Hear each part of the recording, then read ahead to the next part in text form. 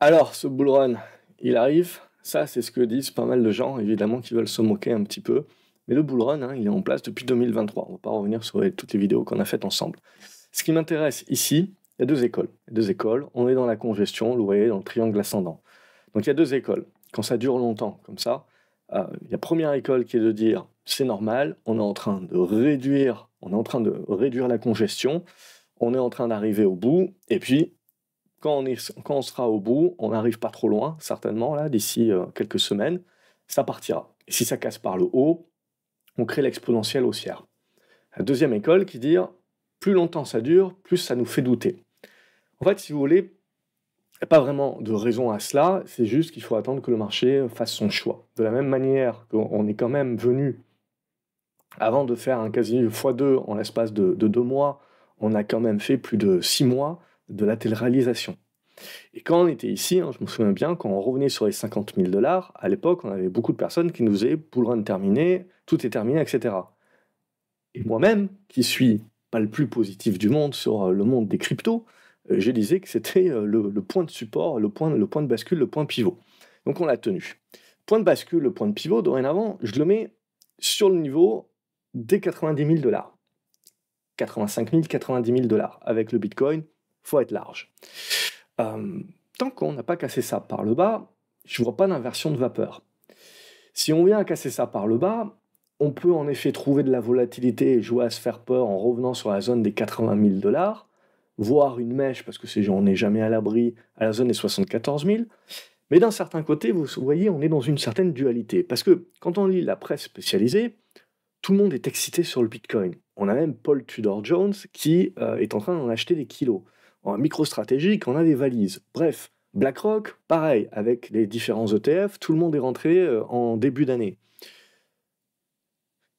Quand on regarde les marchés américains, et notamment le Nasdaq, sur lequel il faut quand même trouver une forte corrélation, en fait, c'est un actif spéculatif, comme beaucoup d'autres. Vous pouvez me dire ce que vous voulez, on est typiquement dans un actif momentum. Donc on joue le momentum. Tant qu'il y a du flux, tant qu'il y a du pognon, qui peut continuer de rentrer sur les marchés, ça continuera de fonctionner. À partir du moment où il y a un élément X ou Y qui pousse le pognon à se retirer des actifs risqués, la question sur le Bitcoin et sa protection et son côté refuge se posera.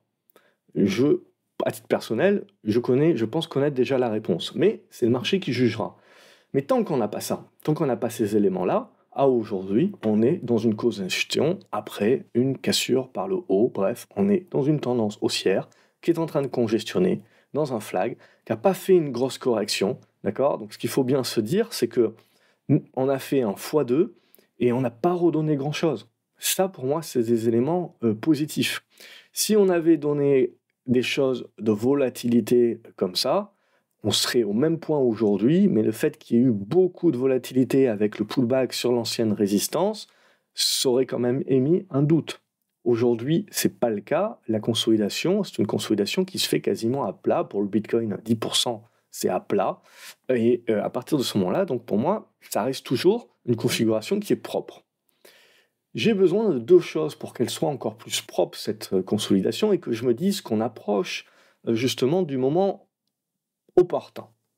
J'ai besoin de repasser ici, vous voyez, des 99 000, 100 000 $. En fait, c'est en train de devenir l'aspect psychologique. On a l'impression qu'au-dessus des 100 000 $, tout le monde est en mode espoir, c'est bon, ça va à 300 000. Dès qu'on passe en dessous des 100 000, tout le monde est en mode oulala, le bull run, il n'y arrivera jamais. Alors qu'on est dedans depuis 2 ans. Donc, ce qu'il faut patienter, si vous voulez, c'est pareil. Je pars du principe que c'est pareil sur les actions. Sur les actions, ce que l'on voit, c'est qu'on a des marchés qui sont très haussiers, qui sont sur les plus hauts, mais qu'on n'a pas... tout ça, ça tient survolé sur peu de valeur à nouveau. On avait eu pas mal de rotations, ce genre de choses-là. Et à nouveau, ce que l'on voit, c'est que les marchés vont sur leur plus haut avec un nombre restreint finalement de vrais participants. Beaucoup de valeurs ont déjà corrigé, et aux États-Unis, ça se fait pas à moitié. Et sur le monde des cryptos, c'était la vidéo qu'on avait faite il y a 2 semaines, c'est le même avis que j'ai. C'est-à-dire, mis à part le Bitcoin qui a bien résisté, l'ensemble des autres cryptos, ça a été un bain de sang. Il y a eu d'énormes mèches qui ont été des points d'achat, mais ça, c'est d'énormes volatilités, si vous voulez, qui vous créent justement un petit peu plus de peur. Mais On va y revenir plus tard. Mais ce qui m'intéresse donc ici, c'est que j'ai besoin de revenir au-dessus des 100 000 $ pour l'aspect psychologique et de rester dans le haut de ma figure. À partir du moment où je suis dans le haut, je recommence à vouloir jouer le break aussi. Et qu'est-ce qu'on joue alors après? Parce que tout le monde va vous parler des 300 000 $. Ben, à titre personnel, si on vient à casser ici par le haut, il ne faut pas s'enlever de sa tête que ça peut être aussi un piège. De la même manière, si vous voulez, que sur le Nasdaq, si on casse les plus hauts, on en est très proche, on peut continuer de monter, tout le monde va se dire, voilà, maintenant, ça peut monter en exponentiel. C'est possible. Mais l'autre chose que ça peut faire aussi, c'est que ça peut juste gratter une dizaine ou une quinzaine de pourcents et manquer de souffle, manquer de flux, manquer de pognon. Parce qu'à un moment donné, si vous voulez, quand tout le pognon est investi, que tout le monde a pris énormément de levier, c'est ce qui crée la volatilité, c'est ce qui a créé l'énorme volatilité et le bain de sang sur les cryptos, c'est ce qui créera exactement la même chose sur les actions le jour où il y aura un P de travers. Vous avez nécessairement besoin, à un moment donné, de faire des arbitrages. C'est-à-dire que si je veux continuer de faire monter les marchés, j'ai besoin que le marché vende et que j'ai plus besoin et que j'ai plus de pognon, que je retire un petit peu du pognon. J'ai besoin de vendre les trucs alternatifs pour acheter les plus grosses pondérations. En fait, et vous avez besoin de suivre le momentum. Donc à partir de ce moment-là, pour moi, même si on vient à casser ici par le haut, vous voyez, cette zone des 107, 108, je me dirais qu'on peut viser 115, 120, et j'attendrai de voir la suite. C'est ça qui sera surtout important pour moi. Donc ici, ce que l'on a, c'est la congestion. Au niveau de notre Bitcoin, on est toujours dans la figure, point barre, j'ai rien de plus à dire. Ce qui m'intéresse beaucoup plus à titre personnel, c'est Ethereum. Ethereum, vous l'avez vu, on est sur la deuxième cape, la congestion ici, on casse par le bas, on fait énormément de volatilité, on fait la mèche basse sur le niveau de support des 2200 points, donc on paye, et maintenant on hésite. C'est pas le truc le plus clean du monde, c'est pas propre ça. Si vraiment j'avais fait une mèche en mode je prends peur pour X raison et je la paye, je l'achète, ce que j'aurais voulu en fait c'est remonter en V assez rapidement sur le niveau de cassure par le bas. Or là, je bloque, pour l'instant, je bloque toujours en dessous de mon oblique support qui devient donc résistance. Donc oui, j'ai trouvé des acheteurs, mais j'ai surtout trouvé des acheteurs opportunistes, si vous voulez, parce que vous avez un truc qui pomme 30% en l'espace de la journée, en 2 journées, si vous voulez, et c'est quand même Ethereum, c'est quand même la deuxième cape. Donc on trouve un socle. Mais le rebond n'est pas non plus un rebond qui démontre, si vous voulez, que en gros c'était juste un épiphénomène et que c'est vu comme l'opportunité géante. On bloque contre les résistances. J'ai besoin de repasser et de rapidement revenir au-dessus de mes 3000 $ pour me dire, ok, ça c'était un phénomène crypto qui déblocage de stop, d'effet de levier, tout ce que vous voulez, on a nettoyé tout le monde, mais par contre, je redémarre très rapidement parce que, en fait, l'essence même du bull run et de la psychologie des foules, si vous voulez, est toujours valide. Et donc, j'ai un rattrapage qui se fait rapidement. Et pour moi, Ethereum, il est pas loin, si vous voulez, mais j'aurais voulu un truc un peu plus punchy, un peu plus rapide. Après, c'est que mon sentiment, bien entendu, mais donc je serais tenté de dire que pour moi, Ethereum, en fait, est revenu dans une certaine neutralité. J'ai besoin de revenir au-dessus des 3000, 3100 $ pour me remettre dans une meilleure temporalité et me dire, même à la limite, personnellement, que je rentre à nouveau sur Ethereum. S'il y a une crypto qui peut m'intéresser, c'est Ethereum, et pour l'instant, il y avait eu le XRP jusqu'à maintenant, et pour l'instant, voilà, c'est ça que j'ai envie de me dire. Mais pour l'instant, je suis entre deux. Solana, regardez, même chose. Vous avez la mèche basse ici, on la paye pas, on la revend dans la foulée. Donc on est vraiment dans une certaine faiblesse. Alors je sais qu'il y a certaines personnes qui vont me dire quand tu regardes le Bitcoin, il n'y a pas de faiblesse, c'est haussier, et si le Bitcoin casse par le haut, il va ramener tout le monde.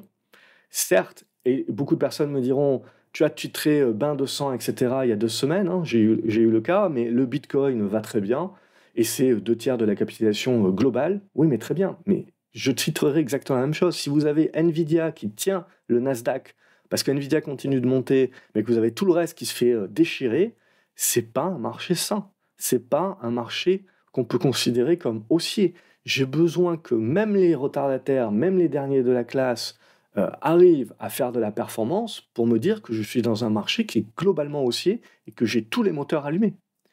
Si j'ai un truc qui résiste bien, mais parce que j'ai éteint tous les autres moteurs des tous autres trucs, aussi pourris soient-ils, peu importe, ça me démontre quand même que mon marché, certes, est sélectif, mais qui manque d'engouement spéculatif. Et pour faire les meilleures hausses et pour pousser les meilleurs bull runs, j'ai besoin de ces éléments spéculatifs. J'en ai absolument besoin. Donc, pour moi, Solana, c'est pas fini non plus, hein, bien entendu. On reste dans des tendances qui sont haussières, comme je l'avais dit il y a déjà 2 semaines. Mais c'est quand même très timoré. On a quand même cassé les petites pattes arrière et on rentre un petit peu dans des neutralités. Regardez, le XRP, c'est un petit peu différent. Il nous fait un coup en mode Ethereum, très bien, sauf que lui, il était dans une grosse tendance haussière en mode x5 en l'espace de 2 mois, donc il peut se permettre. Elle a été payée, mais regardez, on l'a revendu un petit peu après, mais on le retente ici. Donc, ça, c'est quelque chose que j'aurais voulu voir sur Ethereum un petit peu plus. Alors, on n'en est pas loin. Peut-être qu'Ethereum peut nous faire ça dans les 2 séances qui viennent, et mon avis sera un peu plus tranché. Mais j'ai besoin, si vous voulez, qu'en termes des grosses capitalisations crypto en dehors du Bitcoin, j'ai besoin de voir ça quand même assez rapidement maintenant sur le reste. Sinon, voilà, c'est mi-figue, mi-raisin, un petit peu comme truc. Je trouve quand même que c'est de la faiblesse. Alors, c'est la faiblesse court terme, c'est la neutralisation de moyen terme dans des tendances qui restent haussières à long terme. Okay, c'est juste qu'avec tout l'engouement, tous les mecs qui vous disent qu'ils payent, le retail, mais également les institutionnels, etc., on est dans un truc qui patine. Donc c'est ça qui me pose un petit peu problème. À ce stade-là, pour moi, le XRP, il faut éviter de refaire un truc comme ça, en gros. Parce qu'en gros, il est en train de construire sa figure, lui aussi. Donc, à la limite, on peut faire ça, mais il faudra tenir.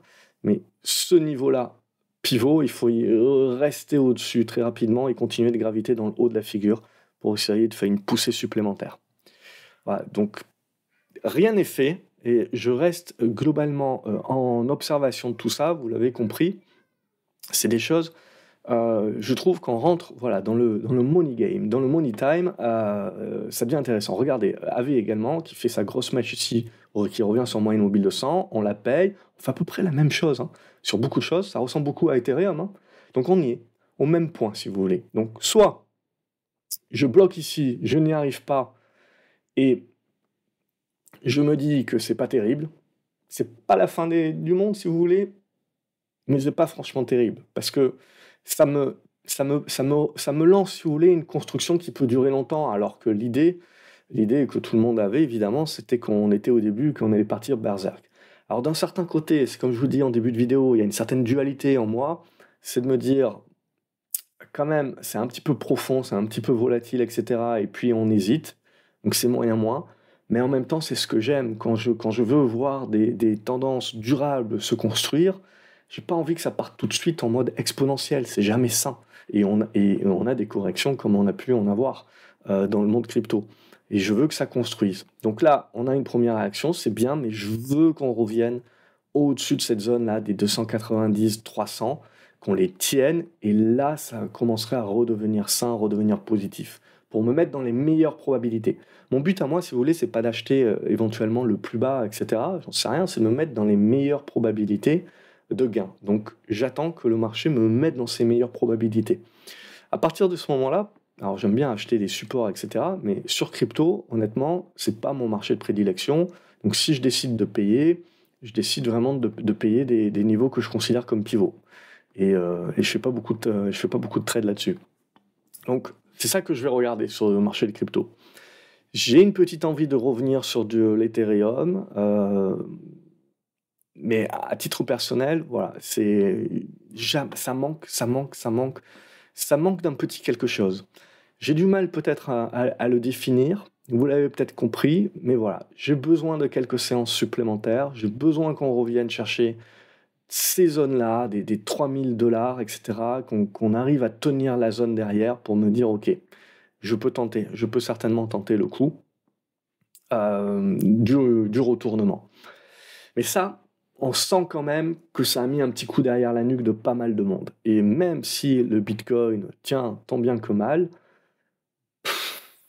c'est lourd. C'est lourd, c'est lourd. Je trouve ça lourd également. Maintenant, c'est lourd à court terme, mais à long terme, comme je vous l'ai dit, on est dans des grosses tendances. Donc, c'est-à-dire, ça peut être lourd à court terme parce qu'en fait, le marché a envie de dumper à un moment donné pour revenir en pullback sur les anciens niveaux de résistance, de support, oui, de résistance, pardon, qui maintenant sont support, pour ensuite faire un petit peu de zigzag dans une construction comme ça, pour se remettre ensuite dans le haut de la figure et nous avoir fait éventuellement derrière une tasse pour faire la anse derrière, j'en sais rien. C'est évidemment très imagé et purement hypothétique à ce stade-là, mais c'est l'idée qu'il ne faut pas non plus, si vous voulez, remettre en cause toute la tendance haussière de ce bull run, qui n'est absolument pas, je dirais, tant que on ne va pas passer en dessous des 60 000 $, parce que je pense que c'est vraiment en dessous des 60 000 $ au niveau du graphique que ça casserait vraiment le bull run, et en plus on sait très bien qu'on a un paquet de gros qui ont des PRU autour des 60 000 $, où on se doute bien qu'avec les effets de levier, etc., les collatéraux, on aurait pas mal d'appels de marge si on passait en dessous de ces niveaux-là. Donc, il ne faut pas sous-estimer, si vous voulez, qu'on peut très bien avoir une correction intermédiaire qui ne remet pas en cause la tendance haussière de fond. Et à court terme, pour l'instant, j'ai besoin de revenir au-dessus de 100 000 $ pour me dire, OK, je me mets dans les meilleures dispositions pour breaker tout de suite. Sinon, je ne dois pas sous-estimer que je peux retrouver de la volatilité de la même manière que j'ai retrouvé de la volatilité correctrice sur l'ensemble des autres cryptos avant de jouer mon retournement plus global et ma poursuite de mon bull run. Donc peut-être un mouvement un petit peu où je souffle et où je construis, où je prends mon temps. Et on peut retrouver exactement la même chose sur les actions, c'est-à-dire s'habituer peut-être que tout le monde pense qu'un marché ça monte ou ça descend. Il y a des moments, si vous voulez, où ça zigzague avec plus ou moins de volatilité. C'est ce qu'on peut retrouver sur les marchés actions. Je n'ai pas l'impression que les marchés actions, pour moi, peuvent baisser durablement, si vous voulez, mais ils peuvent connaître un épisode correctif lié à l'effet de levier. Et ensuite zigzaguer pendant un certain temps, si vous voulez, dans une espèce de range qui peut être plus ou moins large, mais en soi, ça sera une neutralisation, parce qu'il faut relativiser de là où on vient, si vous voulez, et qu'à un moment donné, même si vous avez des corrections de 15-20%, par rapport à là d'où on vient, c'est pas grand-chose. Okay, c'est ça qu'il va falloir accepter, je pense, dans les prochaines semaines, dans les prochains mois sur les marchés, c'est que des corrections de 15-20% peuvent devenir légion et finalement ne remettent pas grand-chose en cause, parce qu'on part d'une tendance haussière qui a gagné tellement de pourcents, si vous voulez, que corriger de 15-20, finalement, ça devient la norme. Donc c'est là aussi, voilà, où ce que je veux, c'est bien dissocier les unités de temps, si vous voulez, et les horizons de placement. On peut avoir un certain nombre de doutes, comme on le voit sur un certain nombre de cryptos sur du court terme, se dire j'ai besoin de quelques séances supplémentaires pour juger véritablement de la force du rebond qui me permettrait de me remettre, comme on l'a vu sur Ethereum, sur des niveaux où je peux me dire tiens, ok, je peux peut-être relancer mon bull run à partir de ce moment-là et retrouver des acheteurs, ou au contraire, corriger un petit peu plus fortement, re-rentrer dans des constructions de figures qui peuvent durer plus ou moins plusieurs mois, mais pour autant, parce que là, si le Bitcoin venait à casser par le bas, tout le monde va titrer.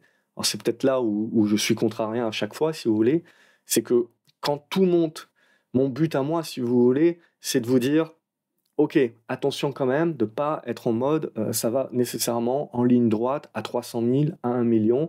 Voilà les éléments X, Y, Z qui vous imposent d'être un petit peu plus prudent.